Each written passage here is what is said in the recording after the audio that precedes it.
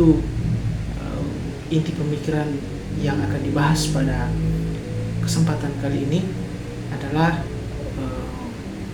pemikiran dari Delametre. Delametre ini adalah penulis buku yang berjudul The Home Machine atau Man Machine, karya yang sangat terkenal dari Julien Offry Delametre. Dia adalah seorang filsuf Prancis di abad ke-18. Nah, karyanya ini, The Home Machine tadi, dia memperkenalkan suatu pandangan yang katanya radikal pada waktu itu tentang manusia dan kesadarannya yang sangat mempengaruhi pemikiran, filsafat dan ilmu pengetahuan pada masanya. Nah, untuk memberikan opini yang lebih mendalam tentang Delametre dan karyanya, kita akan mengeksplorasi beberapa aspek penting dari pemikirannya dan juga dampaknya. Jadi ini hanya sifatnya umum saja. Nah, dilihat dari konteks sejarah, seperti yang sudah saya katakan tadi, di abad ke-18, artinya bahwa Delametre ini hidup selama periode atau pada waktu abad pencerahan, yang mana abad pencerahan itu sendiri adalah sebuah waktu yang penuh dengan pemikiran kritis dan rasional tentang manusia dan alam semesta. Sebut saja filsuf-filsuf seperti Voltaire, Rousseau, atau Denis Diderot. Mereka juga mengemukakan ide-ide mereka yang menantang otoritas tradisional dan agama, yang mana hal itu menjadi salah satu ciri dari abad pencerahan. Nah, dalam konteks Delametre, dia muncul dengan pandangan yang sangat berbeda dari banyakkan filsuf pada waktu itu atau pada masanya. Sebut saja pandangannya tentang materialis. Jadi dia punya salah satu kontribusi utama adalah pandangan materialisme radikal. Nah, dalam bukunya tadi The Home Machine, ia berargumen bahwa manusia itu tidak lebih dari mesin biologis. Manusia tidak lebih dari mesin biologis yang mana sifatnya yang sangat kompleks. Jadi ia menolak bahwa manusia atau ide bahwa manusia itu memiliki jiwa atau roh yang terpisah dari tubuh. Jadi menurut dia, semua aspek kehidupan manusia termasuk pikiran dan juga kesadaran itu dapat dijelaskan melalui mekanisme fisik dan proses biologis.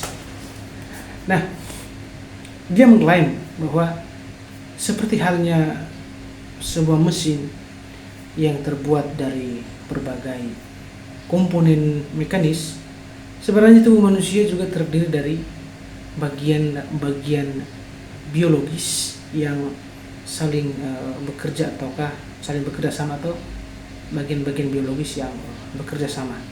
Dia percaya bahwa pikiran dan kesadaran itu timbul dari aktivitas fisik otak dan sistem saraf tanpa memerlukan penjelasan yang sifatnya metafisik. Nah, pandangan ini merupakan bagian dari tradisi materialisme yang menolak prinsip dualisme, yang mana membagi realitas itu menjadi substansi fisik dan substansi non fisik. Lalu bagaimana pandangan atau implikasi etis dari pemikirannya itu terhadap etis dan psikologi? Nah, pandangan dia memiliki implikasi penting untuk etika, etis atau etika dengan psikologi. Dan jika manusia adalah mesin, maka pertanyaan tentang kebebasan kehendak, tanggung jawab moral, dan sifat kesadaran akan menjadi lebih kompleks.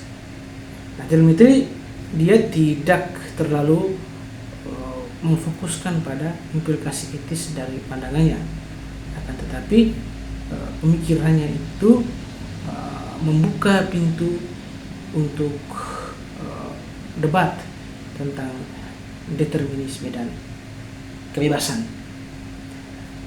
Sedangkan dalam hal psikologi, pandangannya pada akhirnya mengembangkan atau mendorong perkembangan teori-teori yang lebih berbasis pada bukti empiris dan studi tentunya tentang otak dan sistem saraf.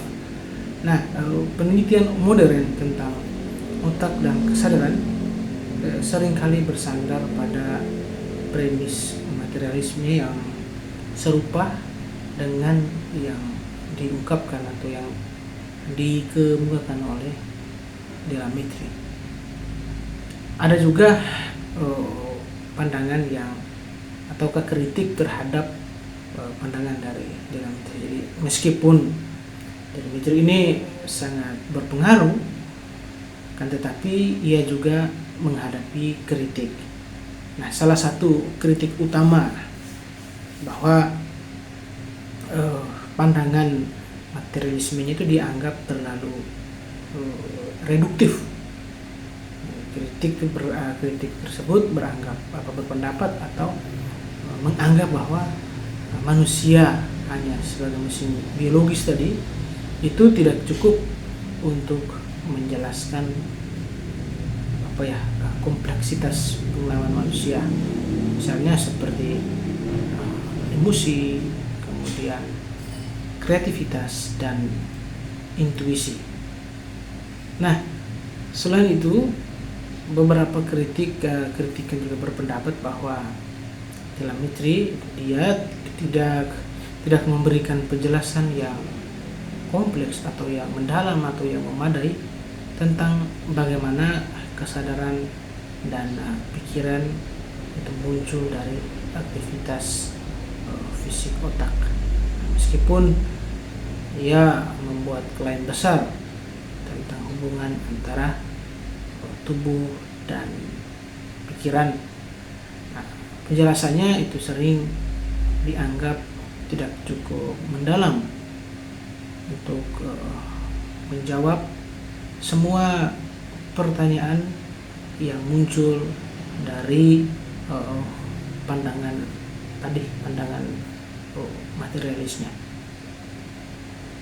Akan tetapi dia punya pengaruh terhadap filsafat dan ilmu pengetahuan, sebut saja ataukah seperti yang ada dalam pandangan dalam bukunya tadi, Home Machine. Ia memberikan kontribusi yang signifikan terhadap pemikiran filsafat dan ilmu pengetahuan. Jadi pandangannya itu mempengaruhi aliran pemikiran berikutnya dalam filsafat materialisme dan naturalisme. Nah, ia membuka jalan bagi pengembangan teori-teori ilmiah yang lebih berfokus pada studi empiris dan mekanistik tentang manusia. Karyanya itu juga berperan penting dalam sejarah psikologi, terutama dalam konteks pembahasan tentang hubungan antara otak dan pikiran.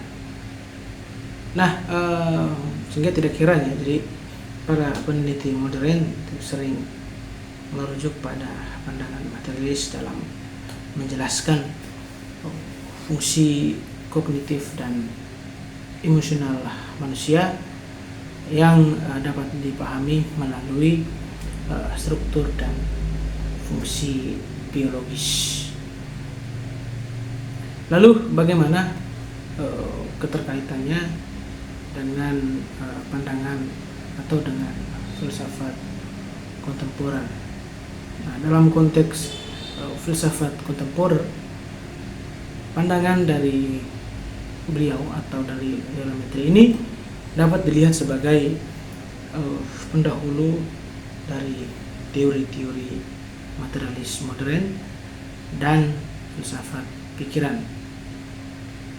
Misalnya teori eliminatif materialisme yang diusulkan oleh beberapa filsuf seperti Paul Husserl dan berbagai prinsip-prinsip dasar dengan pandangan De la Mettrie mengenai penolakan terhadap adanya entitas non fisik, begitu. Kemudian selain itu juga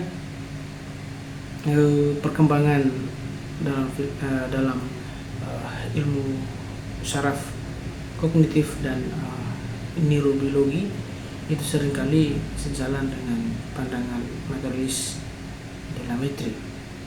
Di penelitian tersebut untuk mengkaji bagaimana proses mental dapat dijelaskan melalui aktivitas otak dan interaksi seperti sistem saraf, kemudian memperkuat ide bahwa kesadaran dan pikiran itu berakar pada mekanisme biologis, sehingga berakhirnya dia juga berbicara tentang bagaimana relevansi kultur dan sosial dari pandangannya tadi. Nah, dalam konteks sosial dan kultur, pandangan De la Mettrie ini memiliki dampak yang signifikan. Nah, pandangan materialisnya menantang pandangan religius dan metafisik yang sering mendominasi pemikiran tentang manusia dan eksistensinya. Nah, hal ini memicu diskusi tentang implikasi filosofis dari pandangan yang lebih sekuler dan tentu rasional sebagai ciri dari abad pencerahan tadi. Namun ide-ide dari De la Mettrie juga bisa menimbulkan ketegangan, terutama dalam masyarakat yang masih ataukah yang kuat memegang teguh pandangan religius atau spiritual, masih mempertahankan metafisik atau non fisik.